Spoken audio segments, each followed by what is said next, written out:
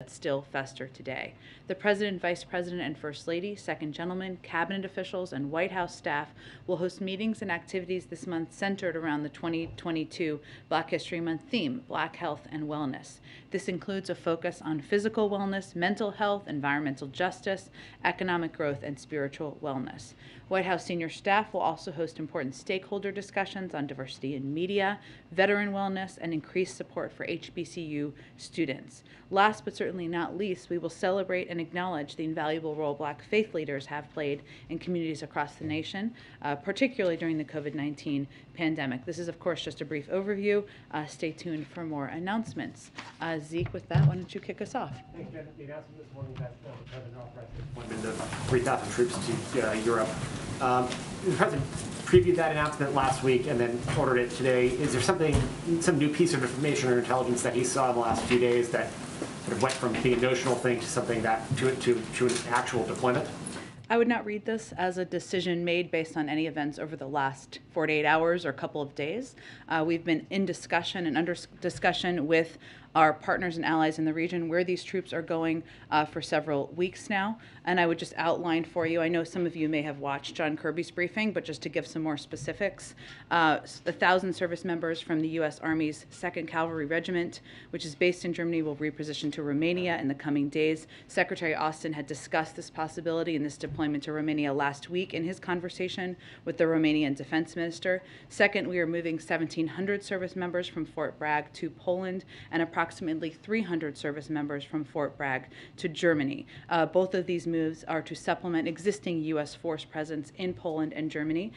These forces are separate and in addition to the 8,500 personnel in the United States on heightened alert position posture that we announced last week. But I would also note, Zeke, just to finish answering your question, that the President has been clear since the beginning of the escalation and the building of troops at the border, and been directly clear with President Putin, as he was in early December. If Russia stays on an escalatory path, which they clearly have, we will make force posture adjustments to deter and defend against any aggression. This is not troops that will go into Ukraine. They're not fighting in Ukraine.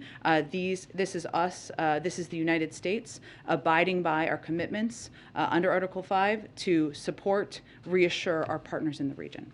What is the milestone the President's looking for those troops to come back home? What is it if Russia de-escalates, those troops would go back to their bases? Is that? Well, I think as you touched on, it's not permanent. They're not intended to be permanent. And again, we already had troop presence in all of these countries where we are doing an increase in troops. So I can't give you an evaluation. Obviously, if Russia decides to de-escalate, to take de-escalatory steps, then certainly that would impact what the force posture needs are in other parts of the region. Senator Hawley was at the statement today saying that the President should sort of take NATO membership off the table for Ukraine, and that wasn't in U.S. interest to do that. Do you think that sort of rhetoric or sort of position by a U.S. senator right now is helpful in this showdown between the West and Russia?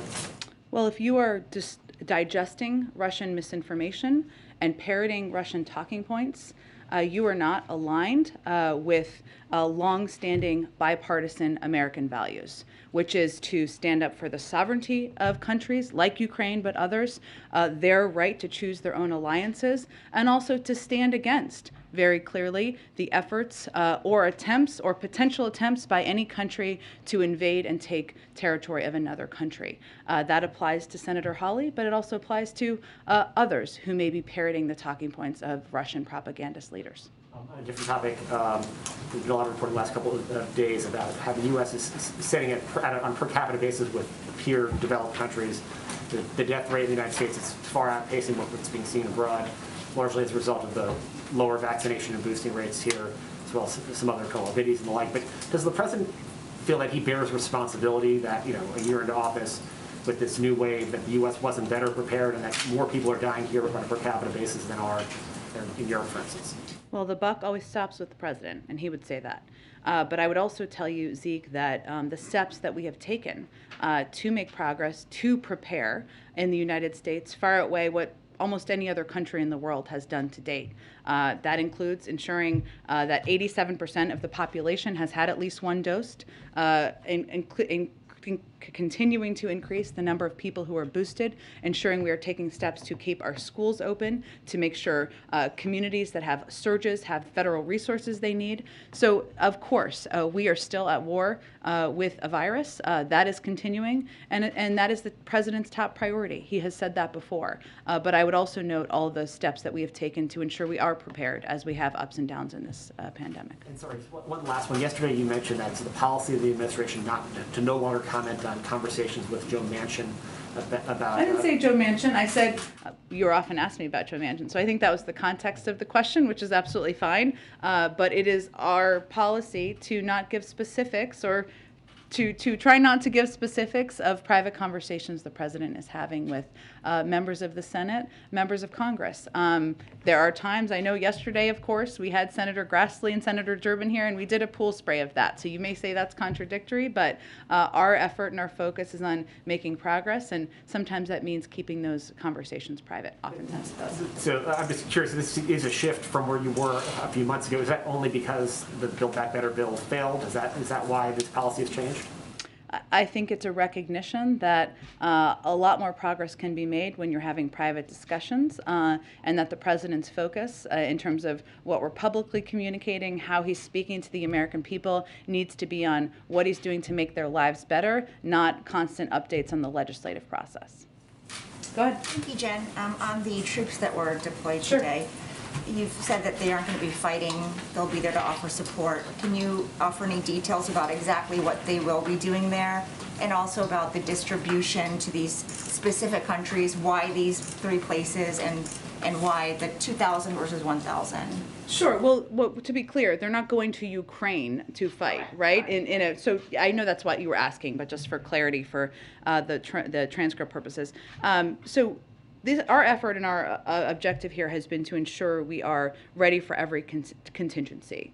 And force posture increases as part of that preparedness. It's to reassure our allies, to whom, as I've said, we have a sacred obligation. This force, or these forces who have gone, are trained and equipped for a variety of missions to deter aggression and to reassure and defend our allies. In terms of why the specific numbers, I'd really point you to the Department of Defense, who makes the recommendations and ultimately, proposes for the president's sign-off. I would note that a number of our NATO allies have recently announced troop movements as well, similar to what was announced this morning. So, including the United Kingdom, France, Spain, Denmark, and the Netherlands, of their intent to deploy additional forces to reinforce NATO's eastern flank as well. So, this is a reflection of our robust capabilities and our ability to distribute them across Europe, but it's also consistent with what a lot of our NATO partners are doing. John Kirby said that the Pentagon has not ruled out deploying additional troops. Under what conditions would that happen? These, again, are these decisions were based on close consultations with our partners in the region, the countries where these troops have been deployed to, of course, and also the escalatory actions by Russia. But, obviously the president is meeting with his national security team on nearly a daily basis, and will make evaluations as needed. And then changing topics, Senator Lujan has been hospitalized after suffering a stroke. In addition to offering well wishes, of course, some of his Democratic colleagues have said this is a reminder that in such a close Senate, any unexpected development could be a challenge to moving forward their agenda. So has the president spoken with Senator Lujan, and does he share similar concerns?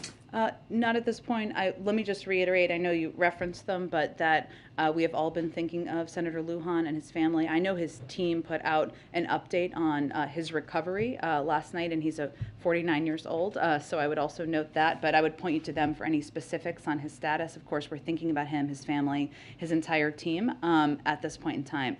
I'm not sure what you were referring to in terms of concerns about. For example, Senator Coons brought up yesterday that this could be a challenge for moving forward, since they, that 50-50 split is so critical.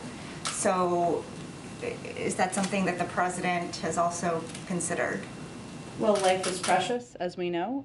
You're most familiar with the average age of senators in the Senate, but that is true on both sides of the aisle. So I would just say we spend most of our time engaging in good faith about the president's agenda and not making those calculations. And then just one more on the Supreme Court. Given the president's commitment to diversify it, will he make similar pledges? Should he have another opportunity to nominate someone? For example, there's never been an Asian American justice or an LGBTQ justice. So will he make a similar pledge? Well, I would say that about judges or just in general, I would say that if you look at the president's record of judges, circuit court judges, lower court judges, it speaks for itself. He has had a enormous number of judges he has nominated who are people of color, who are women. He has nominated and confirmed an extraordinarily diverse bench of qualified individuals to serve on the courts. And that is certainly a priority for him. I don't have any new pledges to announce for you, but I think I would point you to his record, which speaks to his commitment to ensuring the court is more diverse, lower courts are more diverse, the higher courts are more diverse, and that is something he certainly will continue to look at as a priority. Thanks, Jen. Go ahead. Thank you. Oh, sorry, I'll come back to you. Go ahead.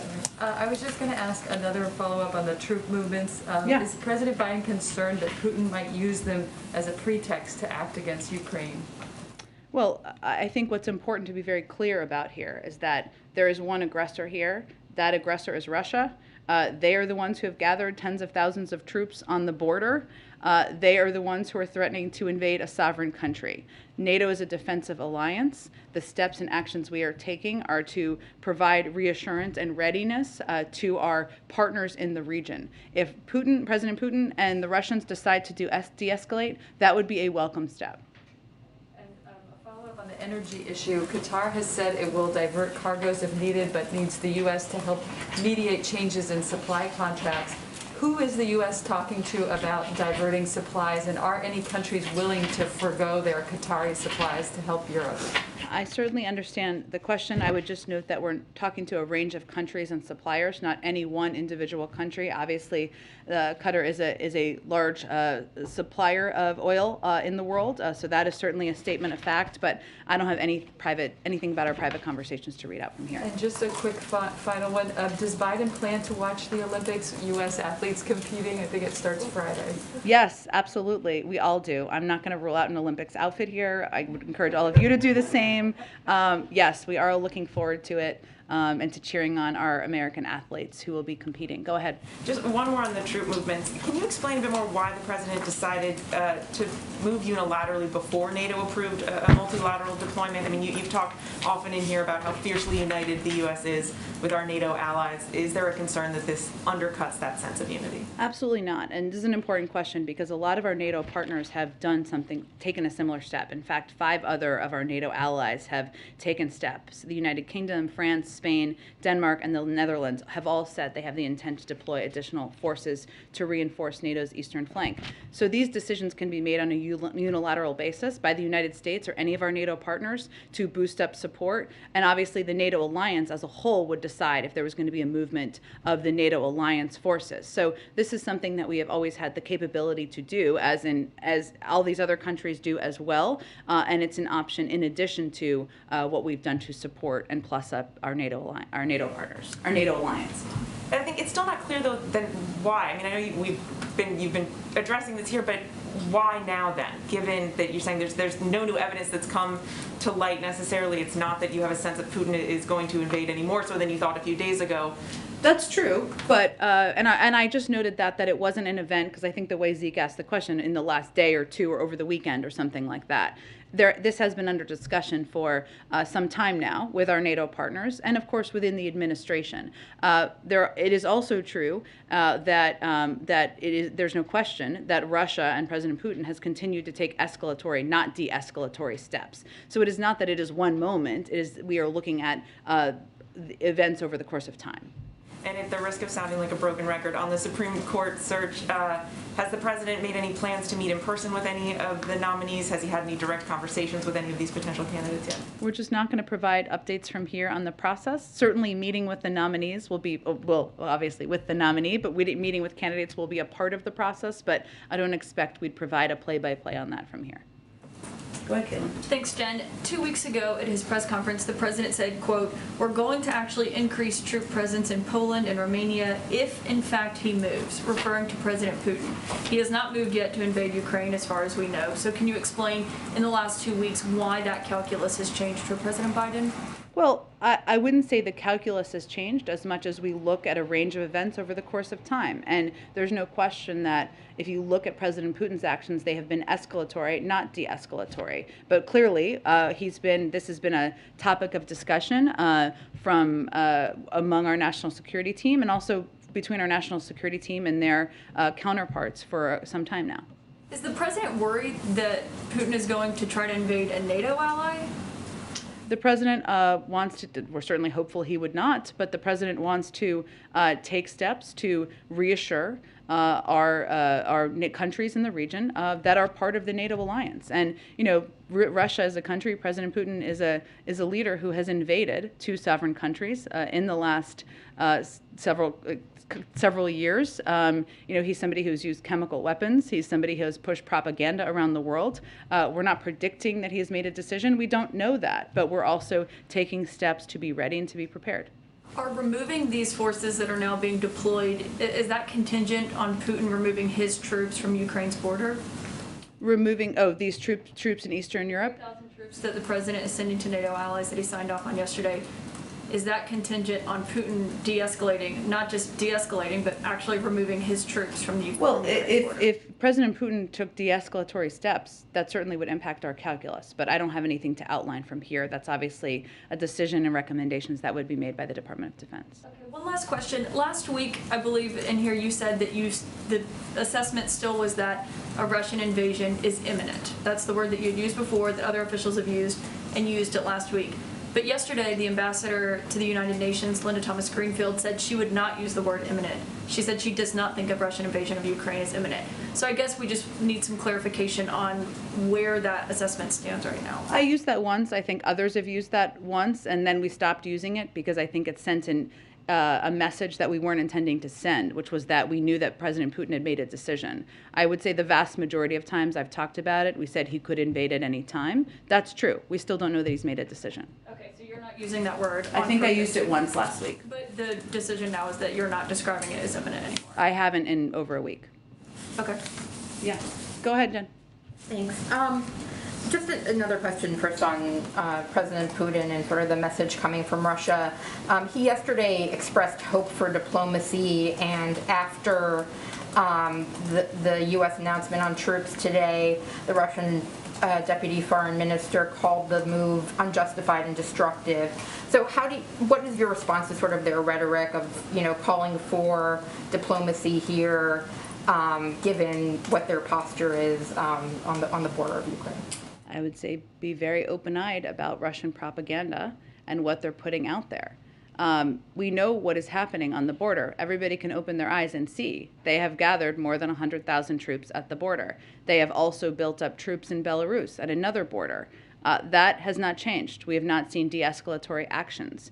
At the same time, we don't know that President Putin has made a decision to act. And that means that we are going to, of course, continue to leave the door open to diplomacy. We're going to continue to discuss and engage where we can find common ground with Russian leaders. That doesn't mean that we are going to bow to what their demands are on issues like NATO and the right of any sovereign country to be able to choose which alliances they pursue. We've been clear on that from the beginning. But, you know, diplomacy means you agree on some things, you disagree on others, you try to figure out where you have common ground, and that's the process that we're still undergoing. On another subject, the House is working through the China bill right now, Yeah. and there were some amendments that were released last night. There's an effort by some House members to attach guardrails to CHIPS funding, which would mean they wouldn't be able to get U.S. taxpayer dollars while also investing in China. Does the administration have a view on that? I'm not going to get into any specifics about the negotiations that are ongoing. Certainly the president is eager to sign the competition bill into law. I would also note that Mr. McCarthy made clear he was going to whip against this bill. And let's just think about how ludicrous that is.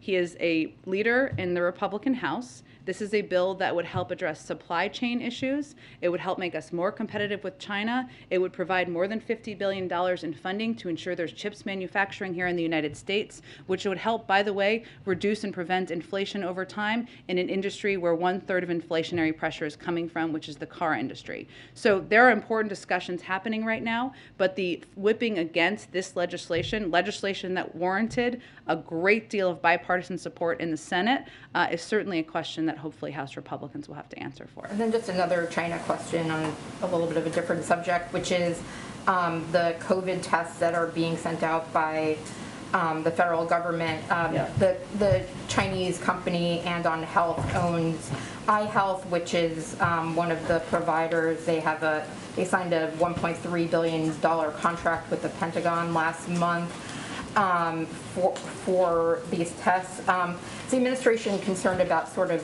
both the sort of optics and messaging of sending something to Americans' homes that says made in China on it, at the same time that you're, doing this thing that you consider to be a positive good for Americans, and just kind of the overall, philosophy of giving federal contracts to China?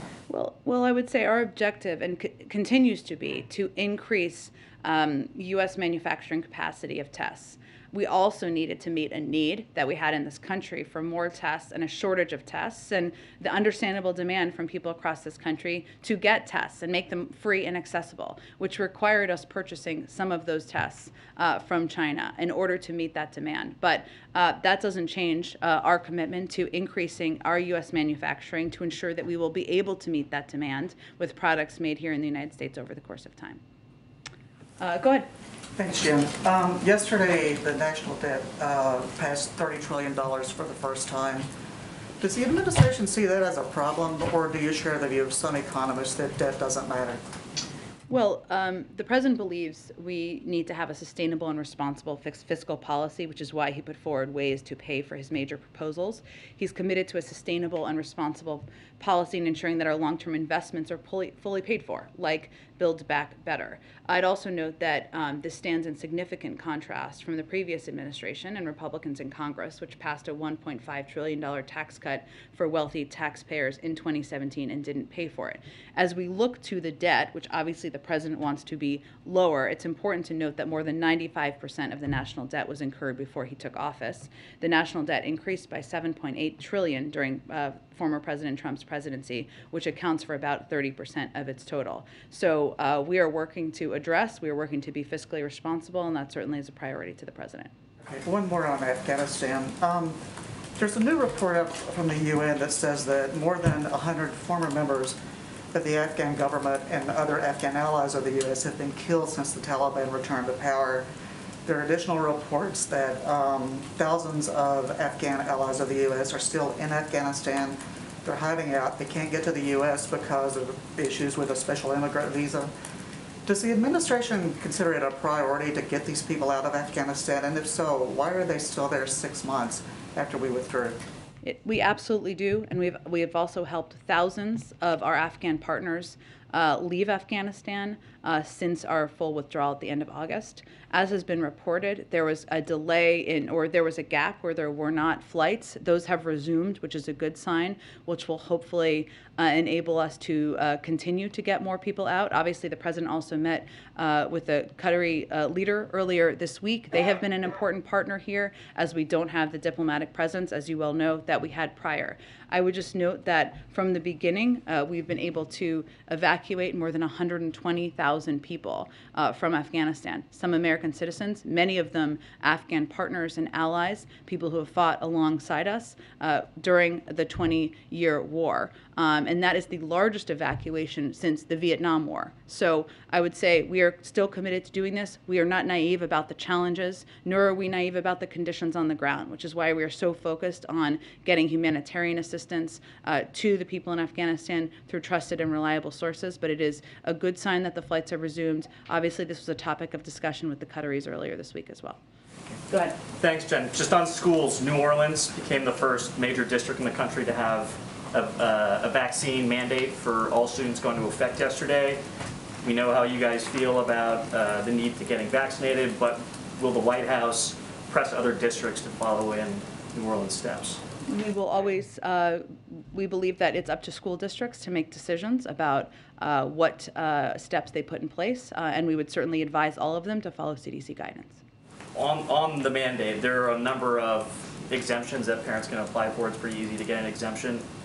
Does the White House think that sort of defeats the purpose of the mandate, or is that okay? Or We have exemptions that we implement in the federal government as well. Staying on education, yesterday also, before the president paused the student loan debt repayments, or I guess extended the pause in late 2021. It was supposed to resume yesterday. Is the Department of Education pushing forward any other steps to make sure that when those payments relaunch in May, borrowers will be able to make them, or will the president extend that pause again, or is he still considering executive action to forgive student loan debt again? Sure. Well, I would note that no one has been required to pay a single dime of federal student loans since the president took office. As you noted, he extended that pause to May to give breathing room to borrowers who are still coping with the pandemic. He certainly also supports Congress for providing $10,000 in debt relief, a bill he would be happy to sign into law. I don't have any additional executive orders to predict at this point in time, but certainly in May, if this resumes, the Education Department will continue working to ensure a smooth transition to repayment. Go ahead. Thanks, Jen.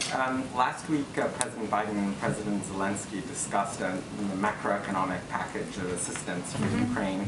What's the status of those negotiations? What's the scope and scale of that package? And what's the holdup, given that the economic damage is happening in real time from the Russian threat, and the EU has already announced its own economic package? Yes, we have been discussing with the Ukrainians a package of economic assistance. That package and discussion has been underway, obviously with at the leader level, but also beyond. At this point in time, I think the discussion is with other counterparts from our government and theirs about next steps. I mean, this was not the first economic package that we are providing to the Ukrainians. We have provided a significant amount of assistance, not just security assistance, but humanitarian and other economic assistance over the course of time. So that would certainly build on that. But in terms of a next step, I can check and see if there's anything specific to update you on. Just to follow up on the troop levels, why did the president authorize the deployment specifically to Poland and Romania? Are they considered the most vulnerable of the eastern flank countries compared to, say, Hungary or the Baltics? And is it because the negotiations with the other countries haven't worked out, or is it because these are considered the most vulnerable members? Well, I think as my colleague John Kirby conveyed, we've left the door open to additional. I have nothing to predict on that front, but this was based on, or this announcement and deployment was based on consultations and conversations with these countries where we have sent these troops. I don't have any more details about behind-the-scenes conversation to lay out from here. Go ahead. Thanks, Jen. Senator Graham and Congressman Clyburn have been calling for educational diversity on the court, suggesting the president should choose someone who attended a public university rather than an Ivy League school, for example. As the graduate of a public university, Me too. Does the president? Who else here? Does the president Public have schools. Any? I'm asking about the president. Does he have any thoughts on that as a graduate of the public university? Will that factor into his consideration at all? Sure. I certainly understand the question. I've seen their comments. I would say the president's, and we certainly appreciate Senator Graham's thoughts and, of course, those of Mr. Clyburn. What the president's focuses on is choosing from a wealth of deeply qualified candidates who bring to bear the strongest records, credentials, and abilities that anyone could have for this role. As you know, he has nominated judges who have not gone to Ivy League schools, so I think that speaks to his value for that. But in terms of the credentials, I don't have any more specifics to lay out for you today. Related to that, though, also just wanted to ask about candidates who have already gone through a judicial confirmation process, either for the district court level or the appeals court level.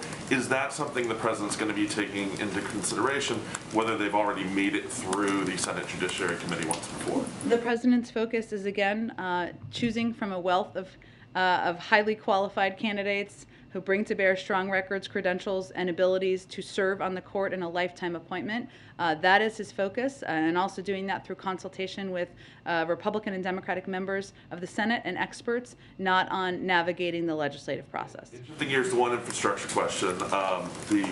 A number of Florida Republicans have complained about the implementation of the new infrastructure law. Who? Well, certainly Governor DeSantis, Senator Rubio. What are their complaints? I haven't even seen them. Among the things they've complained about is they've suggested the state was shortchanged on bridge funding, that it should have gotten a bigger distribution. They've complained that the Everglades funding that was announced the other week should have been higher. Coming from Senators Rubio, Scott, and members of the House delegation who voted against the bill, does the White House have any response to lawmakers who opposed the bill in the first place, complaining that their share of the bill isn't higher? It's pretty rich, isn't it? I would say first, I think the Everglades funding, I don't have it in front of me, but I believe it's in the billions, if I'm correct. You may have the exact number. Okay. There is also an enormous, I mentioned this a little bit yesterday, about 90% of the competitive funding that's available will go to localities, territories, others who can apply for it, and that's why we put out this big book just a few days ago, so people know the criteria where they can apply for that funding. I think Mitch Lander, when he was here, quoted, I think, a Nancy Pelosi quote, so I'm just going to quote it. I don't know, now I can't even remember it, but point is, even if you vote against it, you still want the money. We've seen that over the course of time. That speaks to how political a lot of these votes were, given this is funding that will help rebuild a lot of these communities, and the president will certainly be making clear who was with him and who wasn't with him. Go ahead. Right. Last week, the Vice President appealed to governors to help with the defense of voting rights. Does the administration feel that the effort for national voting rights legislation is dead? And if so, is it now going to focus its efforts at state level? We have to do both. So federal legislation is important for a number of reasons, including that it creates a baseline of requirements or requirement standards in states so people can know who are fearful about how they can vote, when they can vote. If you're a mom of 3 kids, you should have a lot of options for dropping off your ballot or going to vote early, and ensuring those requirements are standard across states. It also ensures that for states that have histories of voter suppression, that they would have to seek approval from the Department of Justice to make changes. That's a good thing. So we're still fighting for those. The president has said he will fight for those until his last breath. At the same time, what I think the vice president was talking about, and she will be playing a vital role in, is working with states and localities on how we can fight against oppressive voter suppression, voter laws that are popping up in states, how we can empower and engage populations to ensure they know what their rights are. So we're going to do both, and it's important to do both. And Mitch McConnell said today, given current COVID facts and science, it is time for the state of emergency to wind down. Does the president agree with that? And is that still possible when there's that hardcore of anti-vaccination people? Well, I didn't see the full context of Mr. McConnell's comments. I will say that the president's view is that we're not going to live like this forever. We don't want to live like this forever, and our objective and our goal is on ending this pandemic as we know it today. So we don't have it. It's not something that's disrupting our daily lives. We'll do more and more to protect people and accelerate the path out of this pandemic. There is a lot of progress that's been made. 210 million people are fully vaccinated. That's nearly 75% of adults. We had less than 1% vaccinated when the president took office. About 98% of schools are open. And we understand the sentiment that I think he's expressing, even if I haven't seen the full context. We're, of course, looking at when the time comes, what it will mean to end the pandemic as we know it today. But right now, what our focus is on is ensuring we're implementing the tools that we know that work as we're still continuing to fight the virus. Go ahead. Thank you, Jen. The Pentagon says that Poland and Romania requested U.S. troops, U.S. deployment. Have you received similar requests from other eastern flank countries, Baltic states? And what will trigger additional troops deployment to the eastern flank? And I'm going to have one more. Sure. So I'm just not going to detail those private diplomatic conversations. I would point you to the Pentagon if they want to share any more detail. I'd be surprised if they did. But certainly those conversations are continuing. They're not done. And I think my colleague John Kirby made that clear during his briefing today. And one more. Has President Biden consulted this decision with the leaders of the Republican Party? And how does he feel about their support? Because there were some voices on the American right questioning President Biden's policy towards Russia-Ukraine crisis.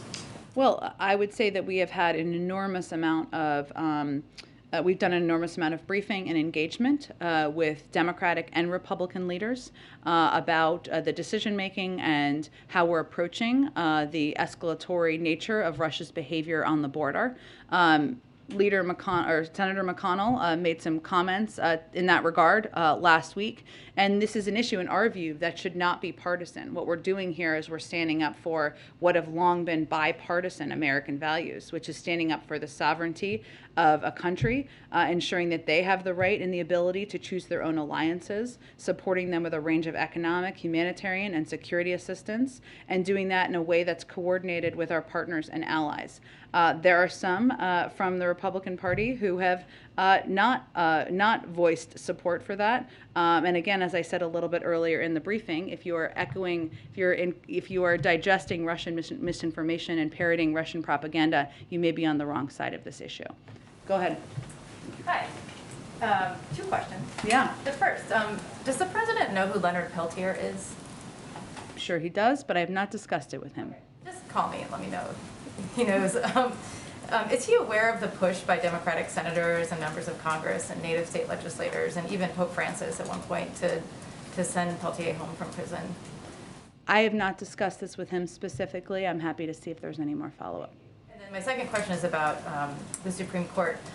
Some Republican senators like Ted Cruz are criticizing Biden for saying he'll pick a black woman for the Supreme Court.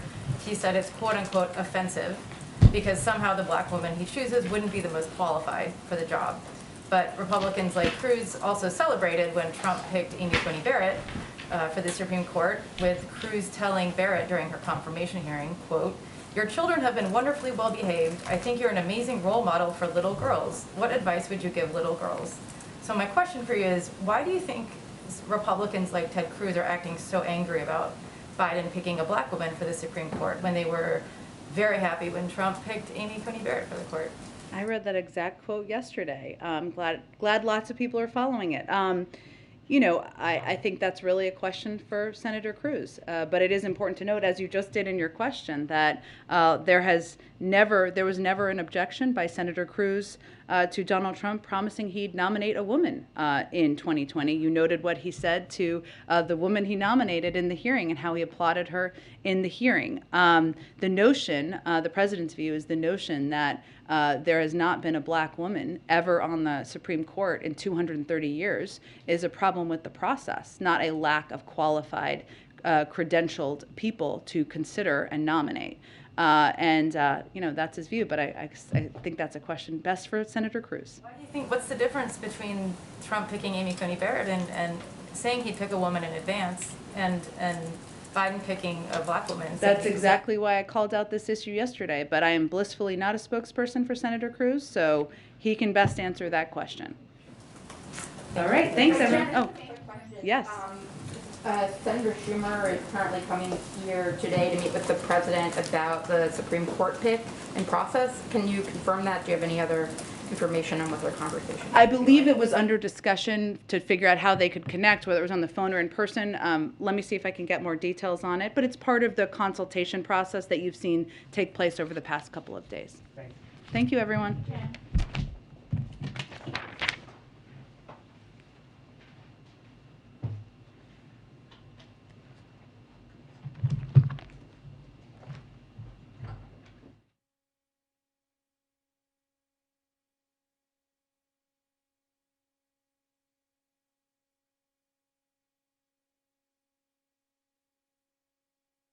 Media, please gather now at Palm Room doors.